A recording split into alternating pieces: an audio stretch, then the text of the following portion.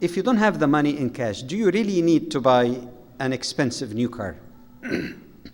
If you're in the beginning of your career and you haven't got much money, you haven't saved enough, can you do for the time being with public transport until you save enough money? But some people will say, I work out of town, it's very difficult to get public transport, I need a car to have shopping and also other things. So the next question, can you do for the time being with a good used car? I'm not saying a lemon that you spend on it many times what you paid for. Some of you might have had that experience. I did one time. If you get a reasonably good used car, and as you know, after 3 years, the price would really go down quite a bit. Can you do with that until you save enough to buy a better car in cash? But even if you have to and you don't have the money, and you don't have any person to give you a qard hasan, which could be done through the various Islamic centers or communities, is there any way of buying a car?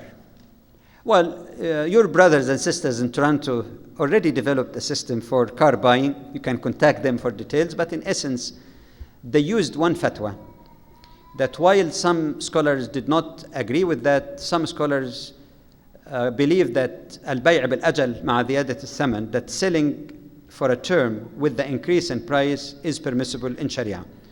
That means I want to buy this house for now, if I have to pay cash, I have to pay 100,000. If I pay on installments over 5 years or later, or pay you after 5 years, then it's 115, for example.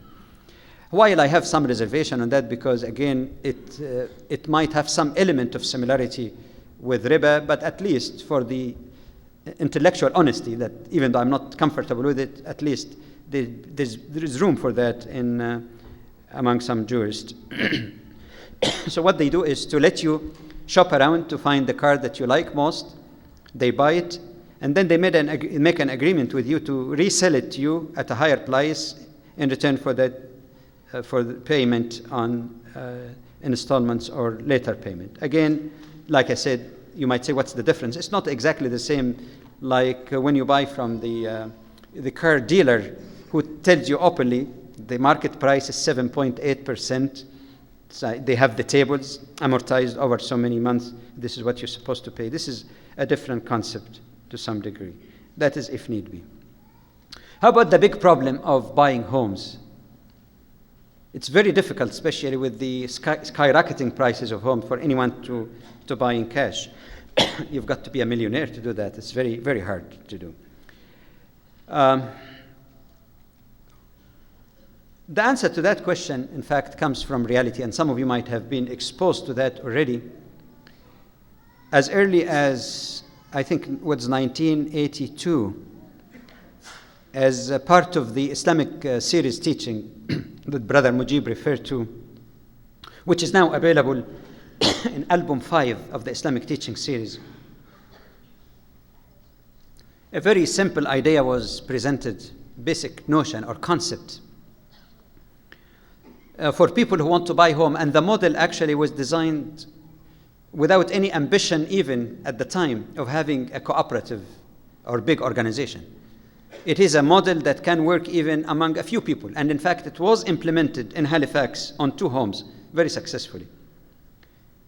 And the idea basically is that you want to buy a home that's worth, let's say, 150,000. You've got only 1/3 of that, just to make it easy. So you need another 100,000. And you find a number of Muslims who want to invest their money in some halal project. You divide the value of your home into shares. So 150,000 means 150 shares, $1,000 each. You get one brother or sister who want to invest 10, 15, 5, so you collect the amount and pay it all in full. Okay? Those contributors, for the time being, are co-owners of that house according to their shares. Then the co-owners agree to rent that house to you. And a fair rental value, and I'm not going in details, we can discuss that in question and answer period. And the program, there's 1 hour description in the tapes, how could it work? Rented to you, which means that the value of rent will be divided between you as a co-owner yourself, future owner of the house, and others. But then you're allowed to buy back some of your shares. So as time goes on, your shares will go up, your equity. So instead of having 50 shares, you will have 55, 60, and so on, which means also that your share of the rent would be higher, their share would be lower, until you fully pay for the house. At that time, when the idea was presented, nobody even could think that your brothers in Toronto, mashallah, have taken the basic concept and developed it in a full-fledged Islamic housing cooperative that now has more than 250 homes under it. I've gone through it. More than 250 homes. And it's not really that big cooperative as such, but it is sizable in one sense. But that shows the success in a span of maybe 10 to 15 years.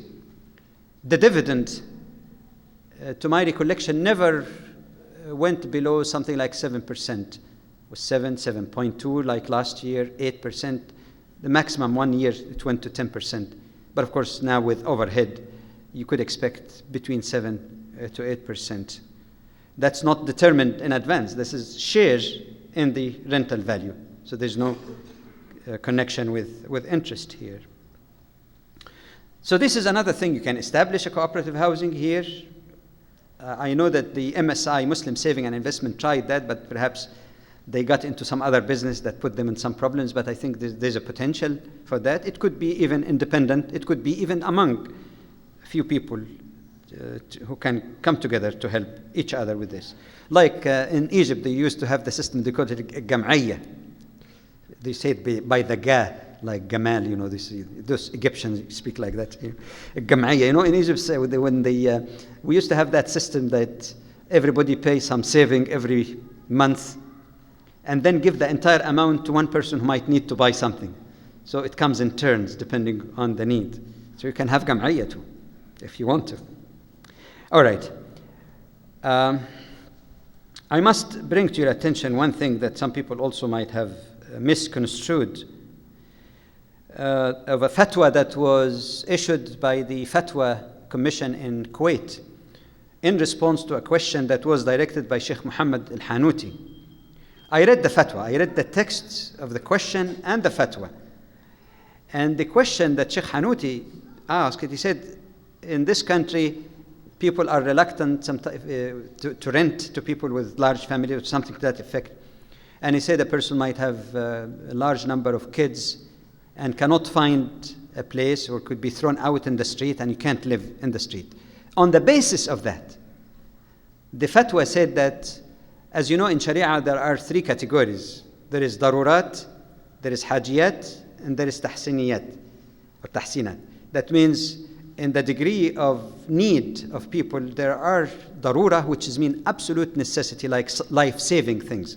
That's why the Quran, for example, allowed eating pork if a person is going to die unless he eats. That's the only food available. Absolute necessity. Or using of some form of anesthesia for operations or whatever. That's for saving a person's life or saving the person from injury or extended disease. But this is the highest. And then there is hajiyat, things that are needed highly by people. It is not a life-saving situation, but things without which people will find that their life are very, very constrained. Like a person, for example, in Florida having to live in a tent. Well, you can do it in Florida, but come to Nova Scotia, you will freeze to death. It becomes darura. So, in other words, people also need certain things that might not be absolutely needed, but absence of which make their life very constrained. And the Quran says, مَا يُرِيدُ اللَّهُ لِيَجْعَلَ عَلَيْكُمْ فِي الدِّينِ مِنْ حَرَجٍ. Allah doesn't want to put you, because of the practice of your faith, in undue, harsh difficulty. But then there is tahsinat, having a better car, you know, enjoying myself and all of this. That's are additional things that to take only a third. So basically, I give that introduction to give the rationale of the fatwa, that they say, in that case, it becomes hajiyat. If a person's life becomes very difficult and unable to find an appropriate place to accommodate his children and cannot live in the street, in that case, the concession was given.